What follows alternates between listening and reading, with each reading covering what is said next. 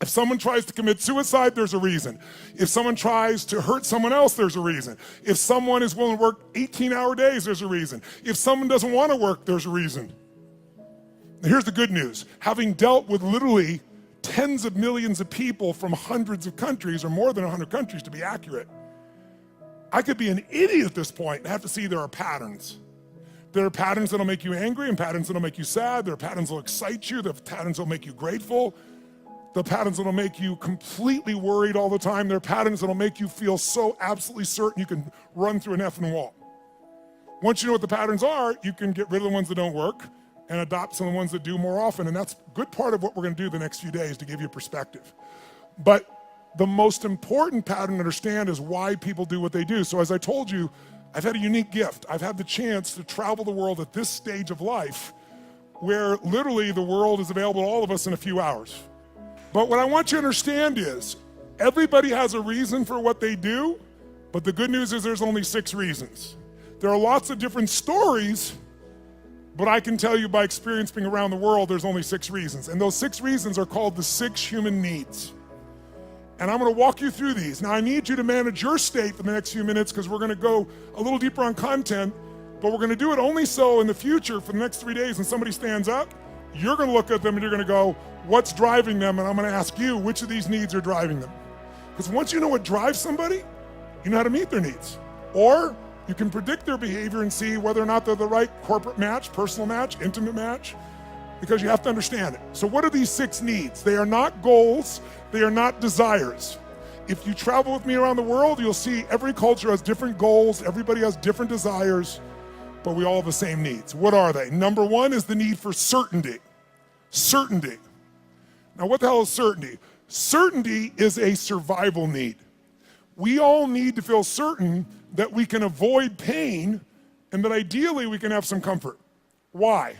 Because continuous pain would mean continuous damage. Continuous damage eventually means death. So the need for certainty is built into every human being, and I'm gonna show you now in the next few minutes, if you stay with me, and I really need you to, so make sure you sit up in your chair and focused on this area, because after this we're gonna kick in gear again, but right now you gotta take this in. It'll be so valuable, not just for this weekend, but for your life. All human beings have the same 6 needs, so why do we behave differently? Because the only thing different in people is 2 things. We all have the same 6 needs, but we don't value them equally. Some people, certainty is the number 1 thing they value. And if they're certainty driven and you try to change anything, they freak out. They get fearful or they get angry or they get pissed off because what matters most to them is keeping things the same way where they feel like they're in control. Raise your hand if you follow. That's an example. Some people, they value love much more than certainty.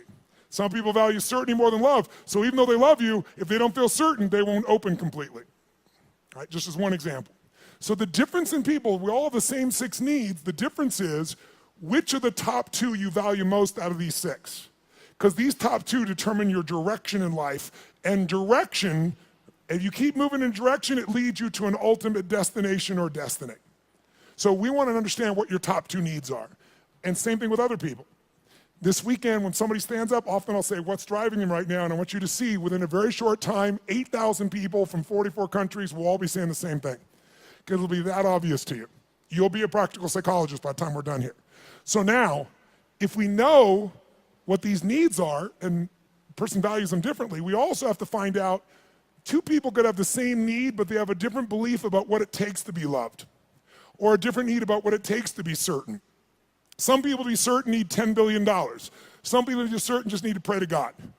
Some people to be certain need to feel like they have 3 perfect children and they're there every day. Some people that feel certain because I've always figured it out. I don't know what's gonna happen, but I know I'll figure it out, because I always have. You can get certainty from your past, you get certainty from God, you get certainty by working out intensely, you get certainty by eating food. Too much food especially will put comfort in your body. If you overeat, all the blood goes in your stomach, you start breathing again.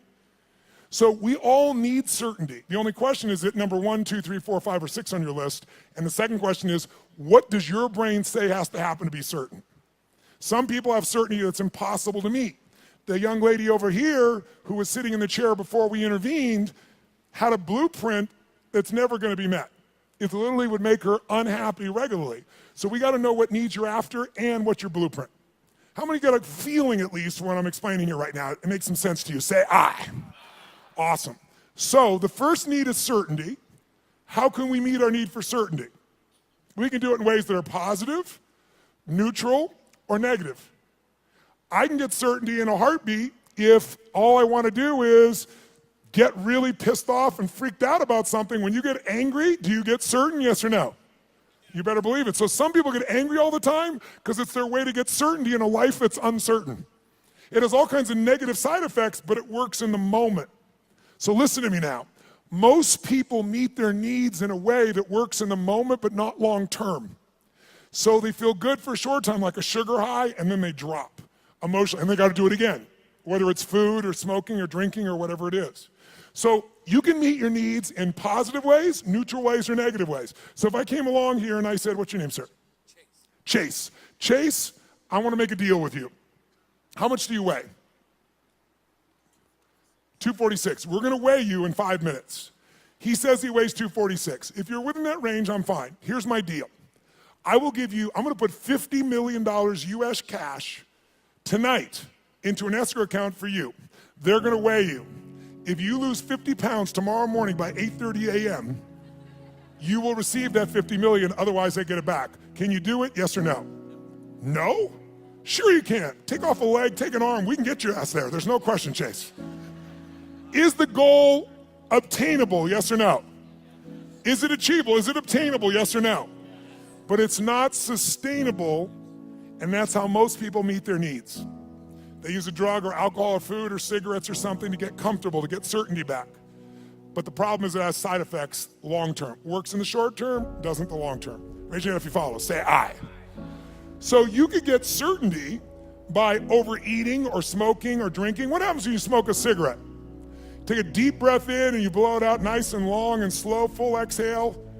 When most of you are stressed, how many have noticed that you either stop breathing or you breathe really shallow? How many have noticed this in the past? So you smoke a cigarette, and in the moment, it meets your need for comfort and certainty. It's killing you, but it works short term. That's how most people live their life.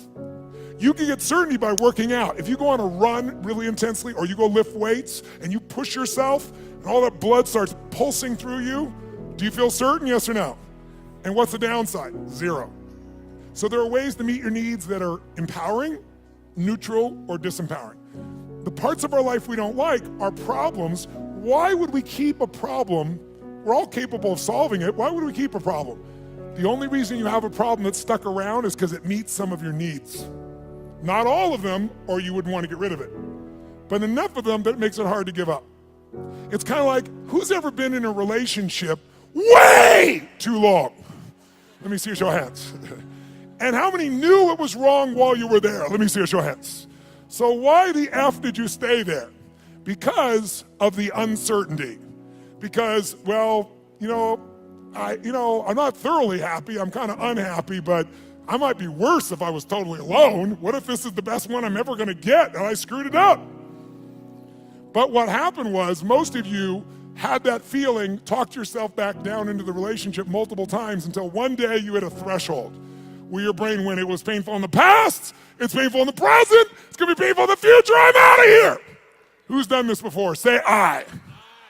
So there is a threshold that we can find, and if we find that threshold, we can break through it pretty damn easily. We can shift, we can get to where we really want to go. So what I want you to get is, of these 6 needs, we all find a way to meet them. The only difference again is which are your top 2 out of the 6, and I've told you certainty so far, and what are your beliefs or rules or what's your blueprint on how to get that? Her blueprint was please everybody, which is impossible, so it won't work. Raise your hand if you follow, okay? So let's take a look. What's the second human need? Well, first of all, you can get certainty in so many ways. You get certainty by praying to God. You can get certainty by doing a ritual the same way every time. You can get certainty by lowering your expectations, saying nothing ever works, nothing ever will, everybody screws things up. You'll lose your dream, but you'll gain your need. By the way, jot this down. People will give up their goals and dreams to meet their needs.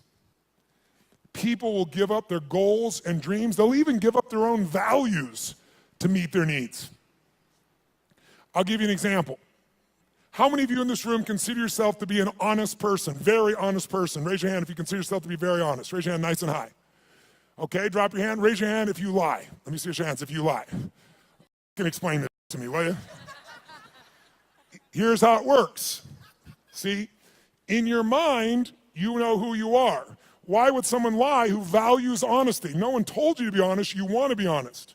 Because if you think being honest is going to cost you one of your needs like love or certainty, you'll lie. You call it a white lie, but you'll lie. Who knows what I'm talking about? Now, there's some people that never lie because they value certainty of always telling the truth so much. Right? It has to do with their rules or their belief structures. Does this make sense? So tell me something. You can meet the need for certainty so many ways, right? So here's the question. You can go ahead. Here's the question. What if you were certain every moment of your life what was going to happen before it happened? What if you knew what people are going to say before they're going to say it? What if you could feel what they're going to feel? What if you knew every moment before it happened what people are going to say and do? In the beginning, that would feel really exciting. But after a while, if you know what's going to happen, when it's going to happen, how it's going to happen, tell me what you're going to feel after a while. What are you going to start to feel? Tell me. What? Bored out of your mind. That's why God, in her infinite wisdom, gave us a second human need. And that second human need is uncertainty. We have a need for uncertainty. We have a need for surprise. We have a need for variety. In fact, what's the phrase? Variety is the what of life? Spice of life. Now, how many of you in this room, raise your hand, how many of you in this room love surprises? Raise your hand if you love them. Say I. Bullshit. You love the surprises you want. The surprises you don't want, you don't want. You call them problems, don't you? So don't tell me you like surprises. You like the surprises you want. Here's my point. Can you meet more than one need with the same action or emotion or belief system? Yes or no? Write this down. Anytime your mind perceives that doing something, believing something, or feeling something meets at least 3 of your needs. So anytime your mind perceives that doing something, feeling something, or believing something meets at least 3 of your needs, then you will become addicted to that thought, that feeling, that emotion, or that action. You can be positively addicted or negatively addicted, but you're going to be addicted. Anytime your brain perceives that something you believe, do, or feel meets 3 of your needs, you'll get addicted to it. Now, I'm going to show you why this is important. Let's look at 2 needs for a second. Is it possible to meet your need for certainty and uncertainty simultaneously, even though they're opposite needs, yes or no? I'll give you an example. Who here has ever rented a movie that you've already seen? Let me see a show of hands. Get a life. Now, I've done it too. Why would we rent a movie we've already seen? We'd rent it, why? Because we've seen it before, so we're certain it's good, and we're hoping it's been so long we forgot enough that it'll be variety when we watch it again. Who knows what I'm talking about here? Say I. So you can meet both needs, but if you meet 3 needs, you will become addicted to that behavior. Whether it's a good behavior or bad behavior, doesn't matter. It'll be a positive addiction or a negative addiction, but you'll be addicted. So let me give you, how do you get variety? You can get variety in positive ways, negative ways, or neutral ways. You can get variety by learning, growing, taking on a new goal, a new challenge. You can get variety through a conversation with a friend. You can get variety by praying to God. There's so many ways to get variety, aren't there? But you can also get variety in negative ways. You can smoke a joint, and maybe that's not a negative way, but it sure will change your state. But it has side effects, right? During that time, you're not going to function maybe at the same peak or understanding. Or some people use other things, cigarettes, alcohol, anything. There's so many ways to get variety. The question is, are your ways positive, neutral, negative, or empowering? How many follow? Because we all have ways of getting that variety, that uncertainty. So here's what I want you to do. 3rd human need is significance. The need to feel unique, the need to feel special. Yes, I hope that picture makes you feel special. Okay? The need to feel unique, special, important. Who has the need to be needed, to feel special, unique, and important? Who do you think has that need? Who has it? Tell me who. What about people who say, I don't want to be special? Do they still want to be special? Yes or no? You bet your ass they do. Thou protest too much. Now, they don't want to be so special that you attack them. They might want to stay undercover, so to speak, but they still want to feel special. They want to feel unique. They want to feel needed. They want to feel important. So there are lots of ways to feel special. You can do it by working your ass off, taking huge risks and achieving something to feel special, or you can tear down everybody else that's trying to build something. Because there's two ways to have the tallest building in town. One is work your ass off, take risks, build the tallest building. The other one is blow up everybody else's building. And by the way, which one's faster, which one's easier, which takes less intelligence and less money? Tearing shit down. It happens faster. So that's why we've always had violence, and we always will unless there's a consciousness change. If I live in a tough part of the community, I'm in the hood, and you can walk through my community and you don't notice me, and I feel insignificant, I might take things into my own hands to feel significant. If all of a sudden I put a gun to your head, tell me on a 0 to 10 scale, how certain am I you're going to respond to me now when I put that gun to your head, 0 to 10? 10 is absolute, 0 is not at all. Where would you put it? Quick. Yeah, 100. Is it true? But also, when I put my gun to your head, how significant am I to you in your life, even if you didn't know me a minute ago? If I got a gun to your head, how significant am I, 0 to 10? 100. I'm the most significant thing in your life, and a moment ago you didn't know I existed. And I don't need any intelligence, I don't need background, I don't need education, all I need is a gun and the will to do it.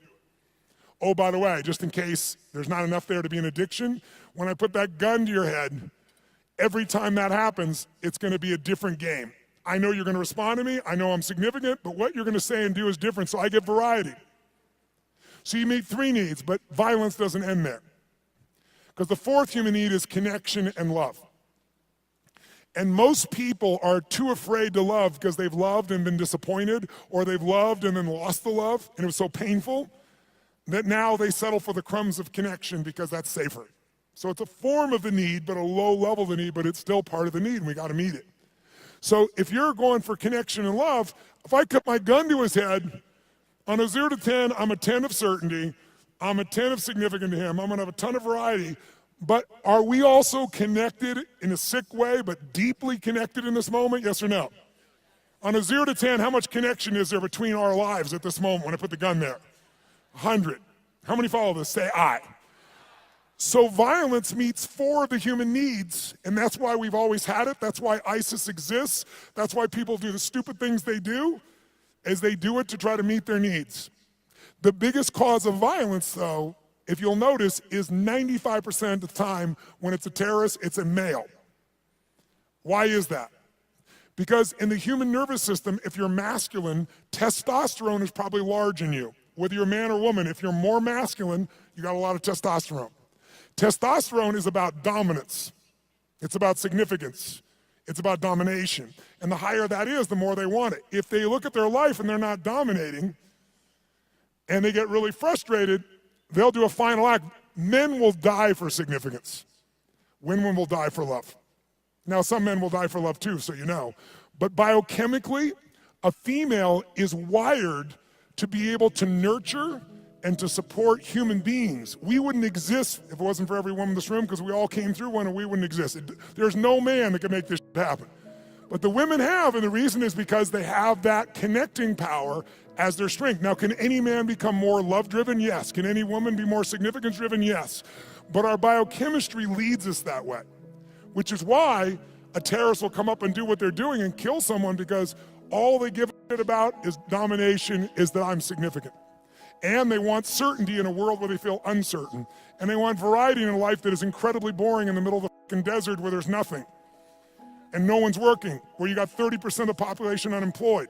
What am I gonna do, work at McDonald's or go kill people? Kill people feels more exciting right now. How many follow what I'm talking about here? Say I. Now, can you get significance in positive ways? Of course. You can be significantly more generous than anyone else, and that generosity gives you a sense of significance because you know you're really a giver. You're not trading, you're not exchanging, you really are giving. And it makes you feel full. It makes you feel significant because you know the truth. No matter what you tell people verbally, you know what's true inside. And no one can mess with that. You can get significance by the way you dress. You can have significance by having more tattoos and earrings in more locations than any of us want to know. But the bottom line is you can know more about box scores and sports to be significant. Everyone finds a way to be significant. Most people find a way to be significant by having a significant problem. Why? Because if I'm really successful, you might like me for a while, but after a while, most people get annoyed with someone who's always happy and successful. Easy for you! Who knows what I'm talking about here? Raise your hand, right? But if you got big ass problems, who's gonna be upset with you? You're not competing with them. So you have huge problems, you go, oh, I understand. But if you're doing really well, it's like easy for you. So most of us unconsciously learn to create big problems as a way to connect because it's the safest way to connect and not be rejected. Some of you do it like she does by trying to please everybody all the time. Thinking if I please you enough, then you'll come to me, you'll give me what I'm really wanting too, which is what she wants. But it doesn't work that way. It works sometimes, but not all the time and not even the majority of the time. How many follow here? Say I. So we have what needs so far? Number one is, nice and loud, number one is certainty. Certainty you can be comfortable, you can avoid pain, you can survive, you can be comfortable. Second human need is the need for uncertainty. Also need for variety or surprise. What's the third human need? The need for to feel unique, to feel special, to feel important. Who has that need? Who has that need? Everyone. And the fourth need is the need for connection, and most people settle for connection because love is too scary, because they loved and it was so wonderful and it went away and they don't want that pain anymore. So they want love, but they settle for connection. So if you can't get love or connection anywhere else, buy a dog. Don't get a cat, they're independent, get a dog. Is it true? You could be the dumbass owner, you can not even feed them, you can leave for 5 hours, you can leave for 5 minutes and it's like you've been gone for 6 months, they're so excited, right? So anyone can feel connection and love. You can do it through prayer, you can do it through good gifts, you can do it by dressing special, you can do it by having big problems. The only question in life is not whether you're gonna meet your needs. The only question is how. And is it obtainable or sustainable? Is it empowering, neutral, or negative? And if you want to change your life, willpower never lasts. But when something meets more of your needs, it's effortless. If you want to know what the biggest addiction is in our culture, it's not alcohol, it's not some form of prescription drug, it's not an illicit drug, it's problems. Because problems allow us to try to deal with our deepest fear that we're not enough and we won't be loved by saying, it's not me, it's this problem. It's just that I have ADHD, it's just that I've been through this, it's just, so most people meet their needs through problems. Unfortunately, they don't meet their deepest needs, because up until now, we've described the first 4 needs, which are the basic needs of your personality. But if everyone, by the way, finds a way to meet these first 4 needs, even if to lie to yourself, if you gotta work 20-hour days, you will find a way to meet your need for certainty, uncertainty, significance, even if it's just you have worse problems than anybody else, connection to yourself, you will find a way. But the final 2 needs are the needs that create fulfillment, and they are the spiritual needs, not religious, but spiritual. The 5th human need is growth. We've already said it, we grow or we what? There's no way around it. If your business isn't growing, it's dying. If your relationship isn't growing, it's dying. There are no plateaus in this life. Who's with me here? Say I. So growth is life. And if you want a one-word key to happiness, I'll give it to you right now because it's real obvious having worked with millions of people. Progress equals happiness. If you're not even where you want to be, you're still overweight, you're still financially struggling, you're still not where you want to be in your career, but you start working out. You haven't lost the weight yet, but you start feeling better, you start making progress. Or you start to change that business, still not there yet, but you're making progress. Or change that relationship, or change your body, or change your health. Anytime you start making progress, your happiness will go through the roof. Anytime you achieve things and you don't set up something new to go for quickly, you'll lose momentum, and in a short time you won't be so happy. Because the law of familiarity will come in, and this thing that once was this big dream will now just be something that you're used to. So the purpose of a goal is not to get the goal. The purpose of a goal is who we become to achieve it. What you get will never make you happy. Who you become will make you very happy or very sad, depending upon how you approach it and what you do with your life. So our approach here is we want to grow. And then the sixth human need is the need for contribution, the need to step out of ourselves. See, how many of you in this room, when something great happens, how many of you can't help yourself, you immediately want to share that with somebody you love? How many immediately that's your first thought? Say, I. Why? Because you can only feel so much yourself. I don't care if it's sex, drugs, rock and roll, whatever it is, there's only so much pleasure you can internally have. You want to share that concert with someone. You want to share that experience with someone, because by sharing it becomes more. It's more than just you. Growth and contribution are our fifth and sixth needs. They are our spiritual needs. They are the needs that fulfill us. Everybody finds a way to feel somewhat certain, some variety, some significance, even if they got to tear people down, some connection. But very few people grow continuously and contribute continuously, which is where all the joy is. How many follow here? Say I. So we're going to make a couple distinctions. But first of all, can you meet somebody and in a few minutes start to pick up which needs might be driving them most? Yes or no? Yes or no? Of course you can. In fact, I'll give you an example. I was flying, I don't know, this was probably 5, 6, 7 years ago. I was flying this small plane across the country, and I was being the pilot.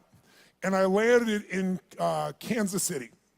And I landed in Kansas. And I'm in this little airport in Kansas, and I get out of the plane, and this young man comes running out, and he's like so enthusiastic and so, just such a sweet, good soul. You know, you immediately got a great hit off this kid. And he says, what can I do for you? I told him I'm just flying through, I just need to refuel. He goes, how much do you need? I said, just fill her up. He goes, no problem, I leave. As I leave him, come around the plane to walk up the steps to go into the FBO, the fixed-based operation where I'm stopping for the moment, I'm gonna go up and use the facilities, and there's a young girl sitting on the stairs here, and she looks really intense. She's gothic, you know, that goth makeup. She's got, I don't remember the exact number, but like 15 earrings on one ear, one through the nose, really intense looking little character. So I noticed her on the way in, and as I walk up the steps, I walk by her and go inside, and when I came back out, the steps are really wide, so I sat on the step just beside her. She's like one person away, and she looks up at me and goes, what do you want? I said, what do you want? She said, nothing. I said, nothing. And then we just sat there. She's like, in her space. And I said, actually, there is something I'd like to know. I said, you don't have to tell me, but I'm going to leave here in a few minutes. You're never going to meet me again. Is that your boyfriend out there? She goes, well, sort of. Like she wants him to be, right? And I said, that's nice. I said, he seems like a really, really nice kid. He's not nice. He's strong, she tells me. I said, okay, well, I think he's strong and nice. She said, well, maybe he is. I said, I'm going to leave in a couple minutes, but I'm just curious. I said, how old are you? She goes, what does it matter? I said, it doesn't, and I'm about to leave, so why don't you tell me? She said, I'm 13, and I about fell over. I mean, this girl, 17 would be the youngest I put her, totally made, makeup made up in every detail, right? So I'm like, wow. She goes, are you surprised? I said, yeah, I'm really surprised. She goes, did you think I was older? I said, yeah. I said, and that kind of saddened me a little bit for you. She said, what? I said, I don't know. I said, I'm curious. I'm going to leave here in a few minutes. And she goes, you're curious about a lot of things. I said, I am. I said, how come, and I'm making up the number, it may have been 13, but it was more than 12. How comes 13 or 15 earrings? And she says to me, because everybody else has 5. Now, if I don't tell you anything else about this young lady, what would you say is the number one need that's driving her at this stage of her life right now? Nice and loud, go. Which one, nice and loud? How many said significance? Raise your hand. Absolutely right, you can see it easily. But people are driven by more than one thing. And as I'm watching her in this really tough-ass approach and thinking about how she's adapted to be unique and significant, I look down and I see she has a keychain, and it's a Tigger keychain. You know Tigger, the Disney character, Winnie the Pooh Tigger. And I go, cool keychain. And she goes, yeah. And all of a sudden I saw a little girl there for a second. And I said, Tigger, I said, where'd you get that? She goes, well, my dad got it for me. And all of a sudden, there's a 13-year-old girl there. It's totally amazing. And I said, really? She goes, yeah, I really love Tigger. I even have Tigger curtains, and I have a Tigger sheets. It's embarrassing, but I love Tigger. So tell me something. this woman's need. She meets her need for significance by doing what? Being gothic, being different than everybody else, 15 earrings, tough ass, makeup. But she's still a little girl and she has another need called certainty and comfort. And where does she get that? Tigger and her dad. And you can see it right there in front of you. After this weekend, you will never see the world the same way if you stay awake. Instead of seeing people's behaviors, you're going to see their attempts to meet their needs.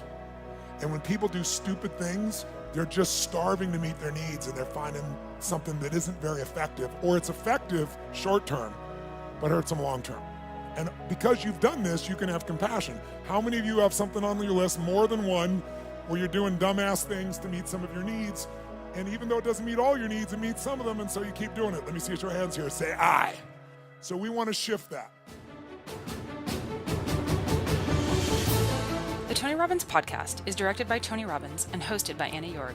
Carrie Song is our executive producer. Tyler Culbertson is our associate producer. Jamie Carvajal and Adriel De La Torre are our digital editors. Special thanks to Diane Adcock and Mary Buckheit for their creative review. Copyright Robbins Research International.